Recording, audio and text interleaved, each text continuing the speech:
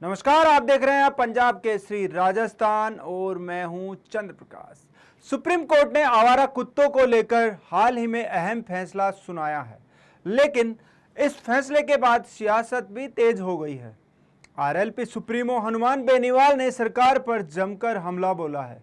उनका कहना है कि सरकार जब भी किसी बड़े संकट के सामने खड़ी होती है तो जिम्मेदारी से भागने का काम करती है और ऐसे फैसले लेती है जिनसे शोर तो बहुत मचता है लेकिन हल कुछ नहीं निकलता। दरअसल नागौर सांसद हनुमान बेनीवाल ने सुप्रीम कोर्ट के इस फैसले के बाद सोशल मीडिया पर पोस्ट करते हुए लिखा कि सरकार जब भी किसी बड़े संकट के सामने खड़ी होती है तो उसका सबसे आसान रास्ता यही होता है कि जिम्मेदारी से भागे और फैसला ऐसा दो जिससे शोर तो बहुत मचे लेकिन हल कुछ ना निकले। सुप्रीम कोर्ट के आदेश का सहारा लेकर आवारा कुत्तों को शेल्टरों में डालने की बात करने वाली सरकार को जरा यह तो बताना चाहिए कि क्या हमारे देश में इतने शेल्टर मौजूद हैं? क्या इन शेल्टरों में इंसानों की तरह इन बेजुबानों के लिए खाना, पानी, दवाई और देखभाल की व्यवस्था होगी, या फिर यह सिर्फ एक दिखावे का कदम है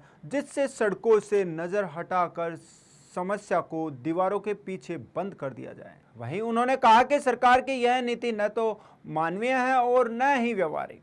आज तक न नसबंदी का ठोस कार्यक्रम चला और न ही टीकाकरण की पूरी व्यवस्था बनी, न ही एंटी रेबीज वैक्सीन अस्पतालों में समय पर मिलती है।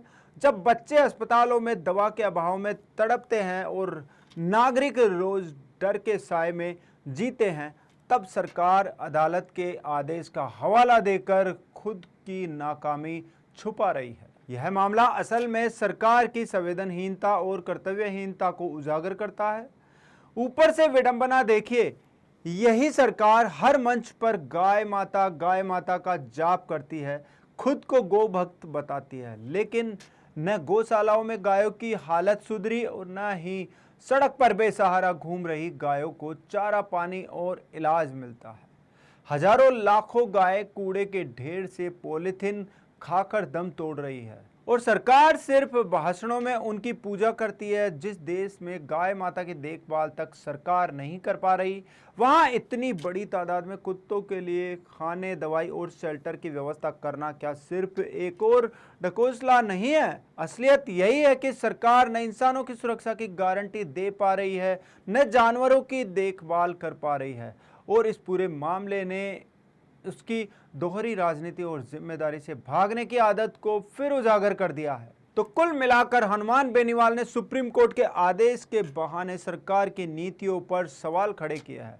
उनका कहना है कि न इंसानों की सुरक्षा की गारंटी है, न ही जानवरों की देखभाल की कोई ठोस व्यवस्था। गायों और कुत्तों दोनों के मुद्दे पर सरकार सिर्फ भाषण तक सीमित है। ऐसे में बड़ा सवाल यही है कि क्या सरकार वाकई संवेदनशील होकर ठोस नीति बनाएगी या फिर यह मुद्दा भी सिर्फ बहस तक ही सीमित रह जाएगा?